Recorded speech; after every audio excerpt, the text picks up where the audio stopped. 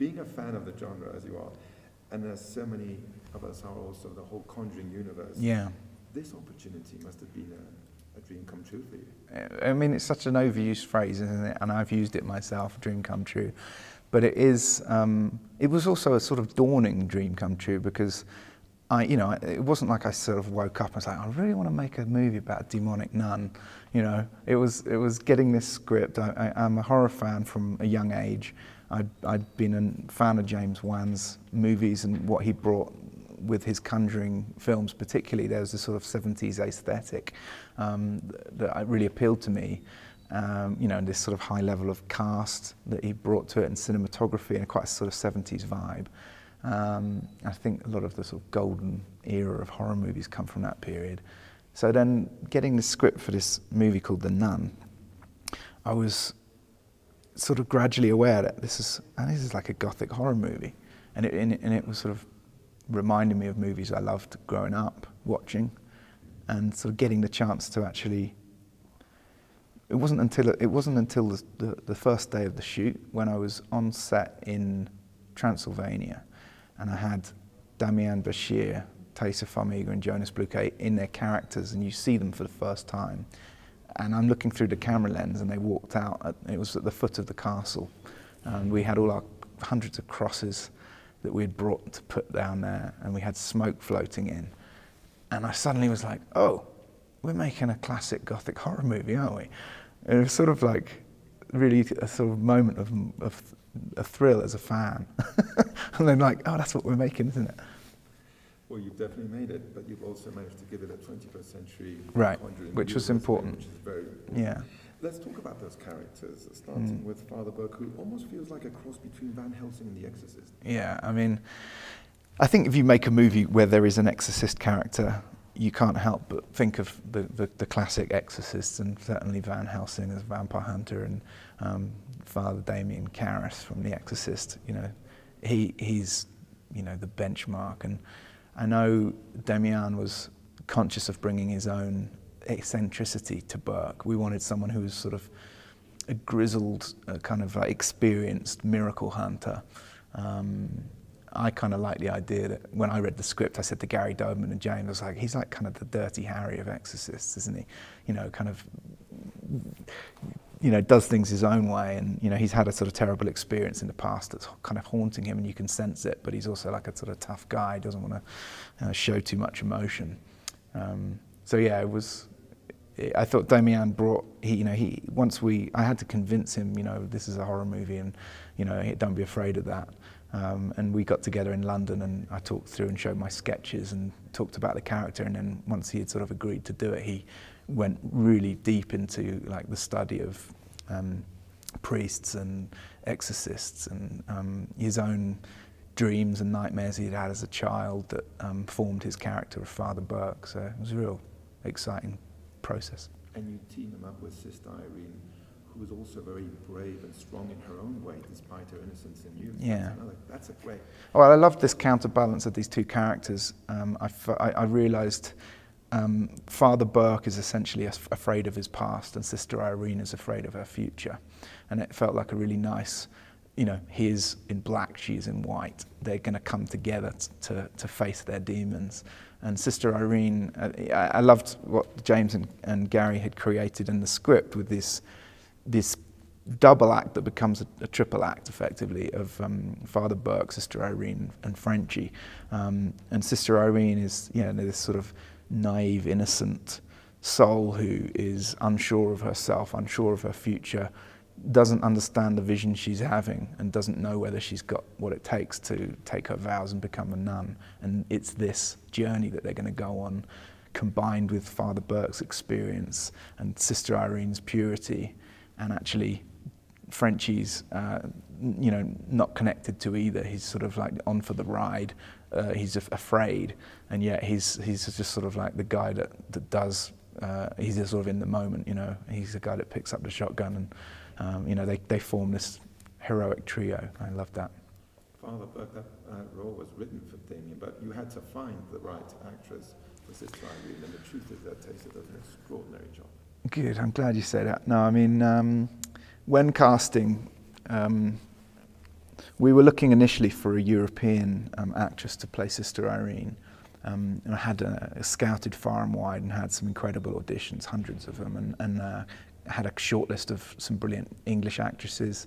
And I'd seen Thaisa had submitted an audition, and I almost had put it to the side because I didn't want it to feel so convenient that I had gone, well, Vera Farmiga's in the Conjuring movies, and then, well, we'll just use her sister.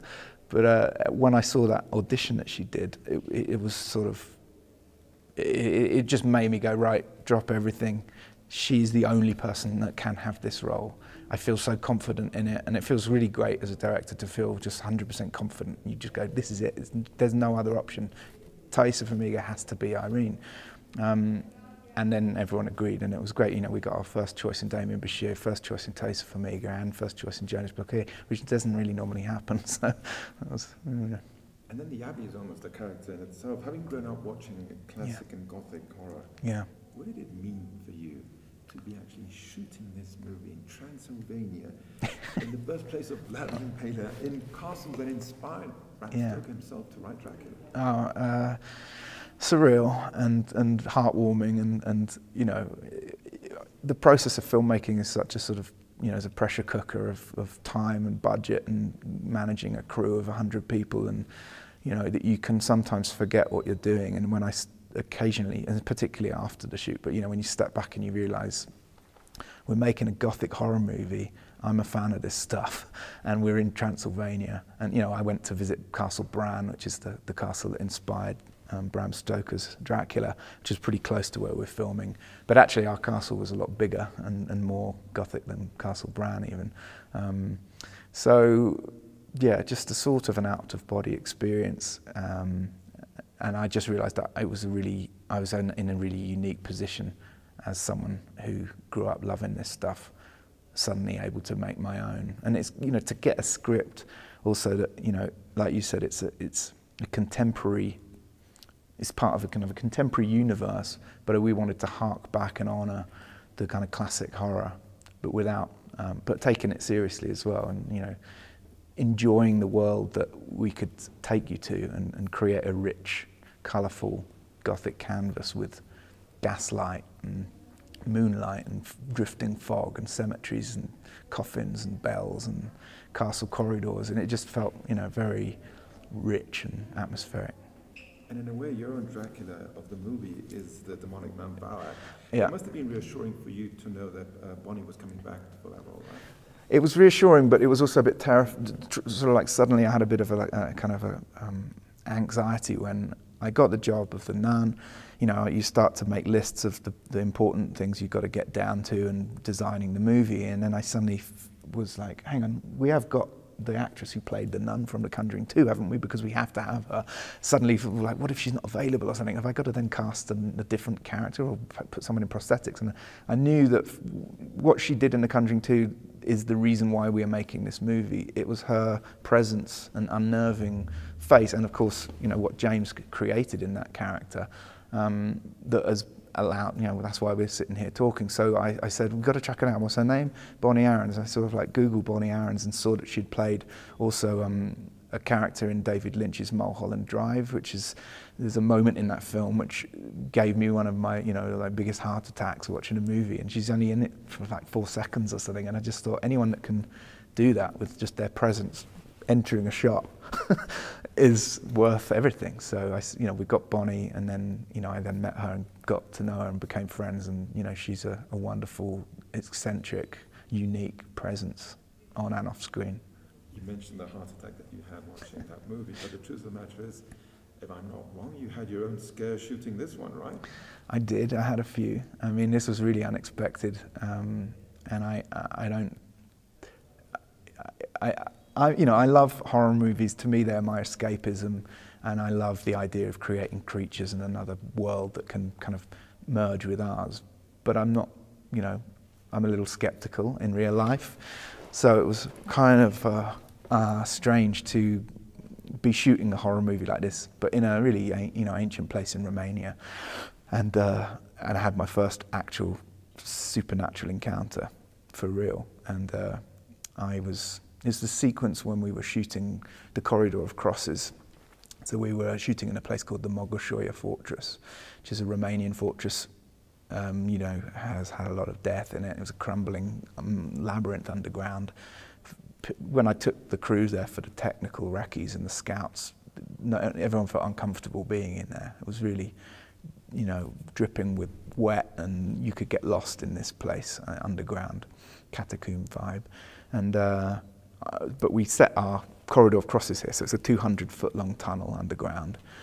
If you went down there, there'd just be pitch black, so we took our lights down and we dressed it, and we had a door put in, and quite a kind of complex camera set up with Maxim Alexandra, the DOP, manning this dolly track that would go 100 foot, just doing a kind of contra zoom, so it's pushing in and pulling out at the same time, and Thaisa Fami's performance. So when you're shooting in a place like that, it's not like a studio where you can just be on the other side of the set. You have to be in a space that you can have your monitors close by the action. So the only place, there was these little cell rooms off this corridor, a little bit like this one we're in now.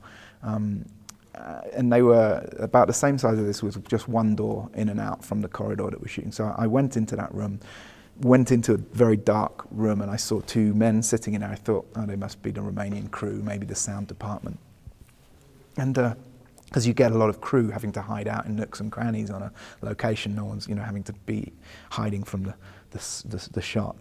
So I went in there, I saw these two men, and I acknowledged them, and then I turned my back to watch the monitors to direct the shot, and spent about half an hour trying to go through takes and, you know, not getting the camera move, rotation and all this. Quite frustrating. And I'm sitting on my own in the darkness with these two guys sitting behind me, and then I finally got the take. And so I sort of like, oh, relieved, and I said, okay, cut, brilliant. And I turned to them to sort of go, did you see that? Did you see what we got? And I turned over my shoulder, and there was no one there. And there never had been anyone there. And there couldn't have been, because the room was, it was dark, but there was no one in the room, and there was only a door that I'd come through. So I was kind of, couldn't explain it. And then I sort of realized, well, we're in this ancient fortress, you know, perhaps these were like the ghosts of some Romanian soldiers who died in this building, which probably has had a lot of, you know, death there. It's quite an experience, and the movie's terrifying too, but it has its moments of humour and levity, you know, with a character maybe of Frenchy in other moments. Yeah. That's important too, right?